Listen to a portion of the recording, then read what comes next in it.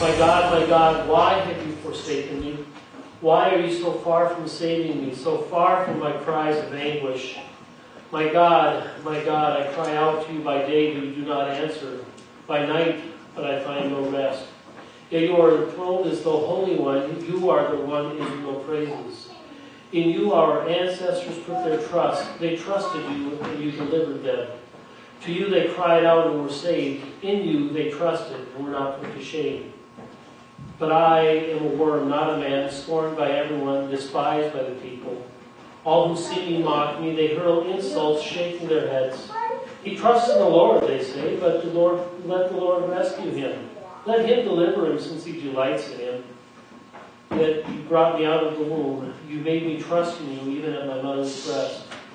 From birth I was cast on you. From my mother's womb you have been my God. Do not be far from me, for trouble is near, and there is no one to help. Many bulls surround me, strong bulls of Bashan encircle me, roaring lions that tear their prey open, their mouths wide against me. I am poured out like water, and all my bones are out of joint. My heart has turned to wax, it is melted within me. My mouth is dried up like a potsherd, and my tongue sticks to the roof of my mouth. You lay me in the dust of death. Dogs surround me, a pack of villains encircles me. They pierce my hands and my feet. All my bones are on display. People stare and gloat over me. They divide my clothes among them and cast lots for my garment. Let's pray together.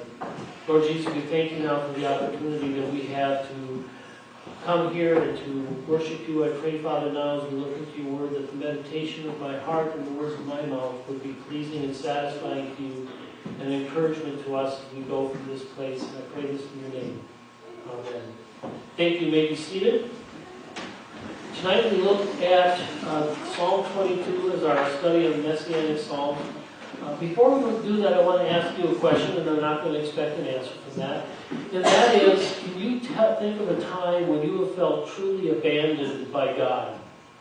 A time when everything was so bad, so hopeless, so scary, if I can use that term, that you just felt like God had completely turned his back on you. I want to tell you about a time when I felt that way. Some of you know about the fact that about 15 years ago now, although it seems like last week sometimes, I went through a period of my life when I had lost literally everything except for me and my faith. I'd lost my marriage of over 20 years. I lost a thriving ministry. I lost a career of teaching for 20 years. I'd lost everything. And I ended up landing in a borrowed apartment at the Association Retreat Center. And I remember, as I was there, there was a certain period of time when I kid you not, I felt I couldn't sleep at night, to be real honest with you. And the reason I couldn't sleep at night is because as soon as I closed my eyes, I don't want to freak you out with this, but as soon as I closed my eyes, it was almost like I could see forms in the room. I could sense their presence. I could sense this coldness, and I was afraid. I was so afraid that I couldn't sleep. In fact, it finally got to the point where I left there and I went, my dad didn't really have room for me, but he's my dad, so he did. I ended up spending about 3 weeks at his house simply because I could not be alone. I was that distraught. I was that, everything just seemed crashing around me. I share that with you because the first couple of verses, the first verse especially of this psalm, reminds me a lot of that time. That time when, and maybe each of us have had that to varying degrees, that time where we just want to say, my God, why have you forsaken me?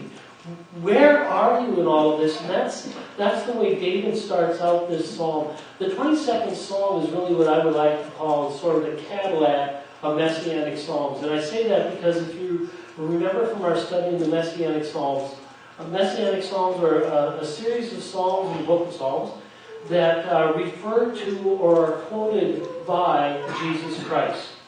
And the 22nd Psalm is really one of the coolest ones, I think, because the first half of it, the part that we read, has a very detailed description of the crucifixion. And one of the things I think is interesting about that is that this psalm was written by David during a particular time in his life that we don't know what was going on, but we do know this. David was in such turmoil that he starts out his song by writing, "Where are you, God?"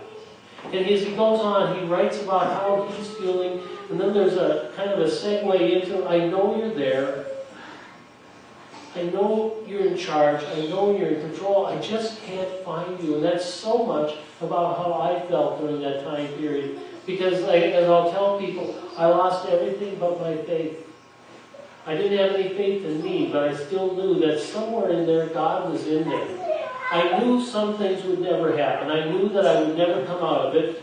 I knew that I would never be any sort of success. I certainly knew that there was no chance on God's green earth that I would ever be in any kind of a ministry at all. Yeah, I know God does weird things, doesn't he? But I knew all of that, and that's kind of where David was, and he was struggling with such deep turmoil.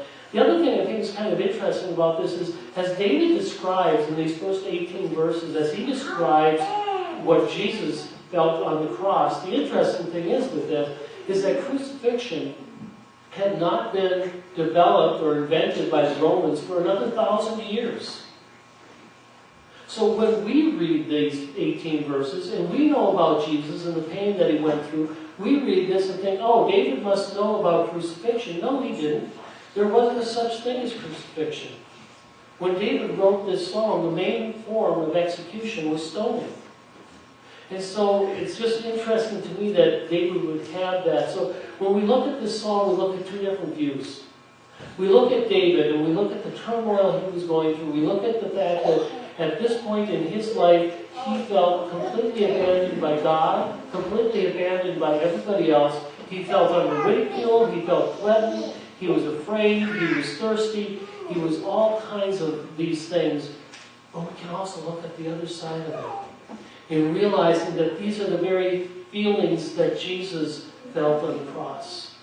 The second half of the 22nd Psalm, which we're not going to be looking at necessarily tonight, but I think is interesting, is that the second half talks about the millennial kingdom of God, of Christ. So the first half we see Christ's crucifixion. In the second half we see Christ's victory. In the first half we see our own turmoil, our own struggle with life. In the second half we see the ultimate victory that we'll have for eternity. And in the middle of that is the cross. The cross is where it all begins for us, and we always need to remember to focus on the cross, because that's about where we're at. I don't think that there's anybody that realized and felt understood more about what the cross meant than Barabbas. And the reason I say that is because, as we heard in the reading tonight, he was destined for the cross. He was destined to take that place. He was guilty, and he knew he was guilty. He had lived in Jerusalem and around Jerusalem all of his life. There was a hill just outside of Jerusalem called Golgotha, the place of the skull, where there were many crucifixions. Most of the pictures that we see of the crucifixion is we see Jesus and two other crosses. But in reality, there were probably many crosses out there. The three that we focus on, of course, are Jesus and the two other ones. But nobody really understood how Barabbas felt, because he was the closest to that. Take a look at this. Which prisoner do you want me to pardon? Barabbas or Jesus, the so-called Christ? What should I do with Jesus? Crucify him! Nail him to a tree! What has he done wrong?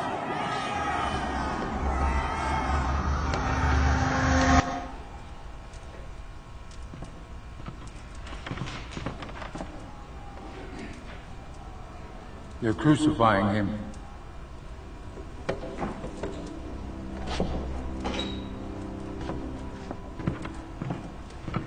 Barabbas. They're crucifying the man that took your place. I don't mean your place. I'm not saying you should be crucified.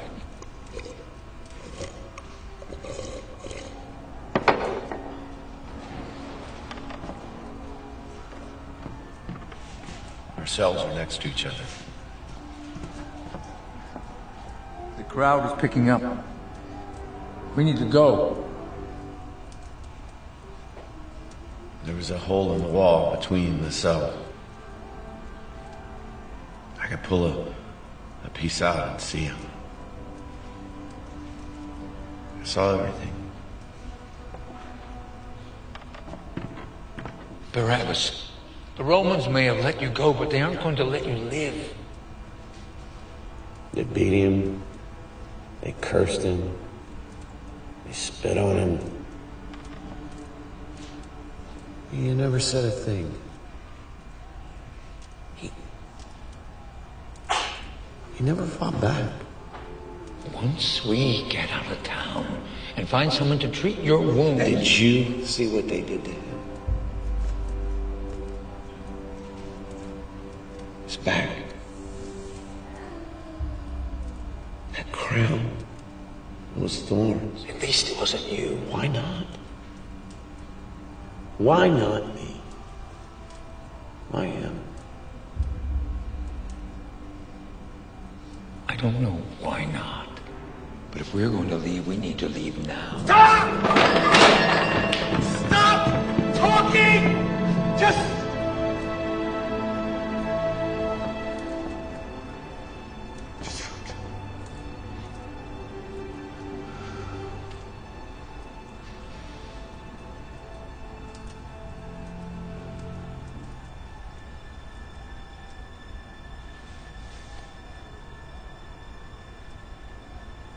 You're right.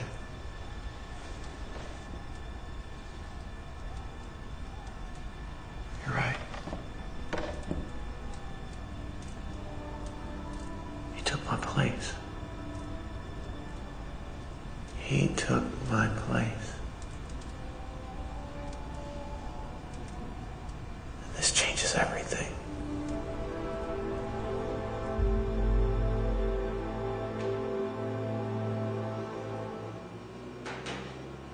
He took my place. You know, that the focus of the cross always needs to be that, of realizing that if you really see the cross for what it is, if you really see what all of that means, it changes everything, or it needs to change everything in our life. Nobody can really look at everything that Jesus did for us, and nobody can really see us who we are and see the cross without really making a change in their life. That's what it's all about. This evening as we look at this, I want to just spend we're not going to spend a lot of time on any of these verses, but just look at Psalm 22 and at some of the verses that talk about what Jesus was going through, realizing, again, like I said, that David was going through some sort of a turmoil as well, and so they had that in common. The first one we've already kind of talked about before, where David says, my God, why hast thou forsaken me? David felt that time, a time that maybe each of us has felt, where we feel completely abandoned by God, either because of something that we've done and so we feel the shame and the remorse of it, or because he just seems distant. We just can't get a grasp of it. In Matthew chapter 27:46, Jesus says, about 3 PM, Jesus cried out in a loud voice, Eli, Eli, lama sabachthani, which means, my God, why have you forsaken me? Do you realize that the only time that Jesus ever referred to God as God was on the cross? Throughout Jesus' ministry, he always talked about my Father. When you pray this way, our Father. When he talked about, the disciples said, show us the Father, and he said, I and my Father are one. But when he came to the cross, it wasn't my Father, it was our God. And there's a main reason for that. And that is because as he was hanging on the cross, our sin, my sin, your sin, so blinded him from that view of God that he could not see God. He felt completely removed for the very, very first time in all of eternity. Felt completely removed from God, and he could not see his Father. And he said, my God, why have you forsaken me? Sin does the same thing to us today. There's a lot of times when we struggle to see God, not all the time, but a lot of times when we struggle to see God as He is, or struggle to see Him working in our lives, and a lot of times what we need to do is we need to look at ourselves and decide, what is it about me that may be keeping me from seeing God work in me I knew an old pastor friend that used to say, if God seems removed from you, guess who's moved? It's not God that's moved. But there's other times, I will admit, where maybe God is just testing us and He's just allowing us to go for a while before He really reveals Himself, but it's always for a purpose. It's always for a purpose of bringing us back to where we can see Him. Psalm 22, verses 7 and 8 says, all they that see me laugh at me to scorn. They shoot out the lip, they shake their head, saying he trusted in the Lord that He would deliver him. Let him deliver him. Let Him deliver him, seeing He delighted in him. In Matthew 27:39, Jesus said, or it said of Jesus, those who passed by hurled insults at Him, shaking their heads. In Luke 23:35, it says, the people stood watching, and the rulers even sneered at Him. They said, He saved others, let Him save Himself, if He's God's Messiah, the chosen one. Jesus felt the same ridicule, or felt the ridicule, and David felt the ridicule of living a life that was a struggle for him. Each of us need to realize there's going to be times in our lives when we take a stand for God, and we're going to be ridiculed. We're going to be sneered at. And we as Christians are referred to as being the intolerant ones. We're not politically correct. Psalm 22:15 says, my strength is dried up like a potsherd, and my tongue cleaveth to my jaws. This speaks of Christ's death or His thirst on the cross. One of the things we need to realize within the crucifixion process is that a lot of times what would happen is they nailed put the spikes in either in the palm, or a lot of times I think probably more in the bottom of the wrist area, and that they would be hung there. And as they were hung there, because of the extreme pain and because of the extreme agony that they were in, it tended to cause dehydration. And so a lot of times these men or women, whoever were hung on the cross, and thirst was a very, very real thing, they dehydrated very, very rapidly.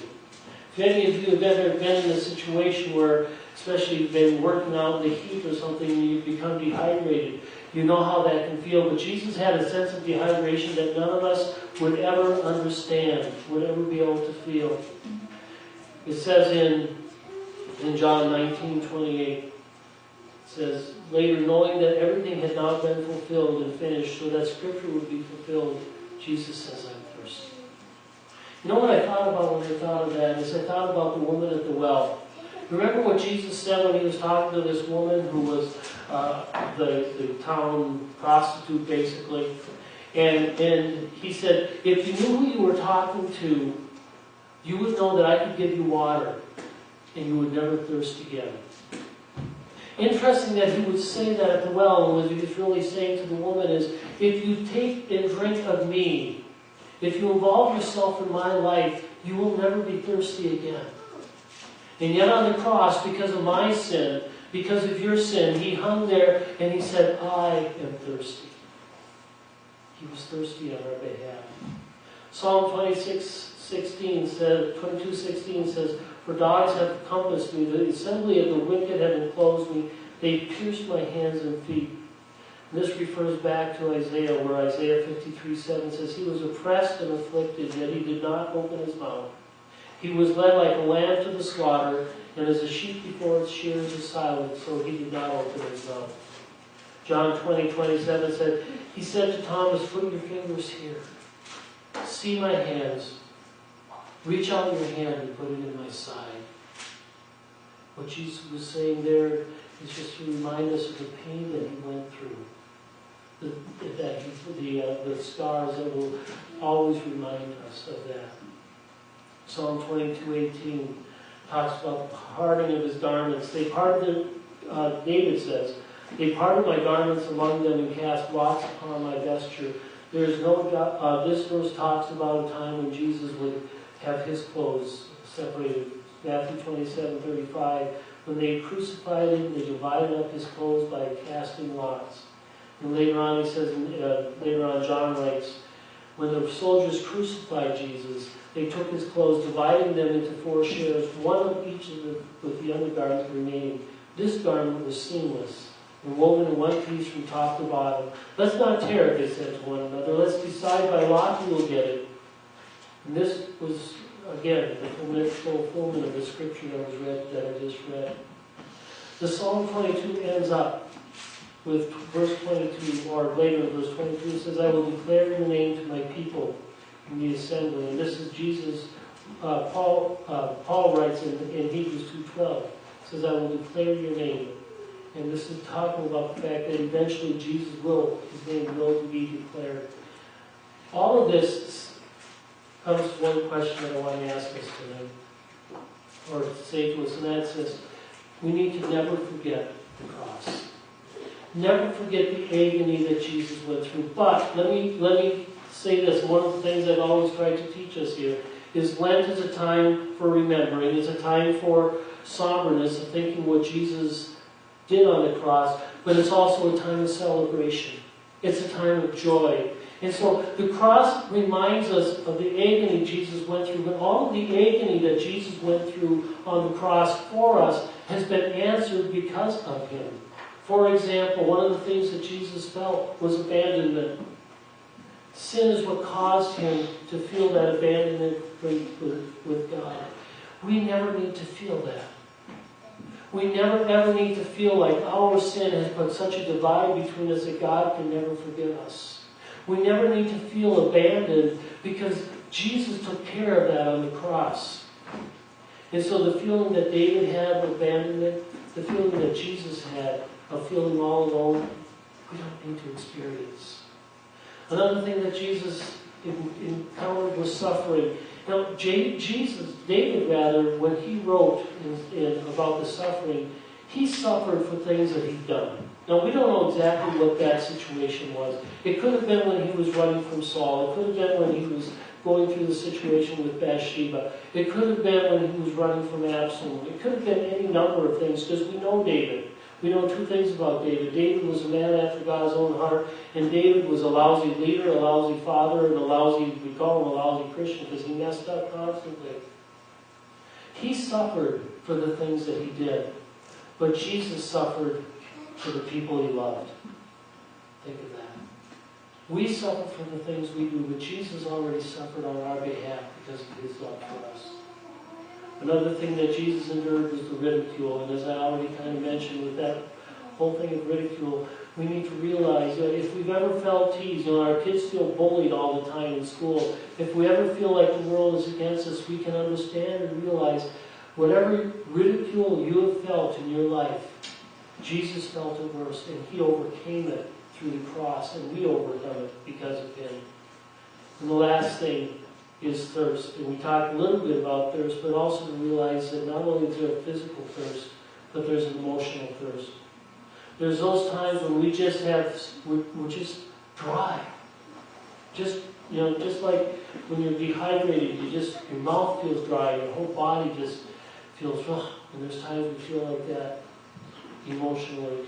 And what Jesus tells us is that we can draw from his wellspring, we can draw from his well of water to be refreshed. We don't need to be thirsty anymore.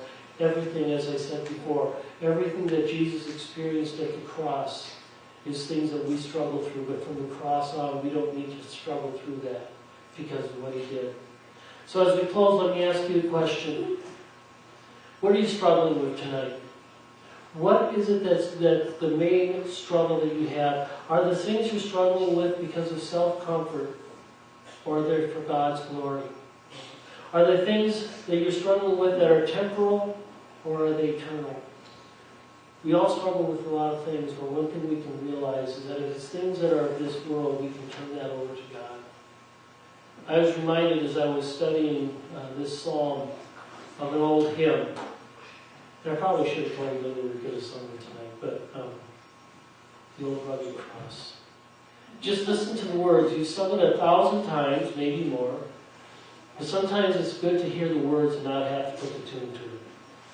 On a hill far away stood an old rugged cross, the emblem of suffering and shame. And I love that old cross where the dearest and best for a world of lost sinners was slain. So I'll cherish the old rugged cross till my trophies at last I lay down. I will cling to the old rugged cross and exchange it someday for a crown. Oh, that old rugged cross, so despised by the world, has a wondrous attraction for me, for the dear Lamb of God left his glory above to bear it on dark Calvary. In that old rugged cross, stained with blood so divine, on wondrous beauty I see. For it was on that old cross that Jesus suffered and died to pardon and sanctify me. To the old rugged cross I will ever be true, its shame and reproach gladly bear. Then he'll call me someday to my home far away, where his glory forever I'll share. Would you stand together as we pray? Father, I thank you for the cross. And I pray for each of us as we go from this place that we would always remember what the cross symbolizes.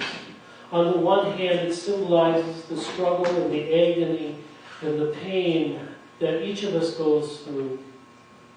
But it also symbolizes the fact that you went through all of that for us, so that from the cross onward, we can feel fulfilled, we can feel your presence with us, and we can feel victory over all of those things that would torment us. Father, I pray for my brothers and sisters here tonight. And I pray that whatever is struggling, whatever we're struggling with, whatever pain we're going through, I know we've got a lot of that going on here tonight. I just pray that you'd help us to see the cross and to see the victory we have in the cross. And I pray these things in your name. Amen. Let's close by singing, Turn Your Eyes Upon Jesus.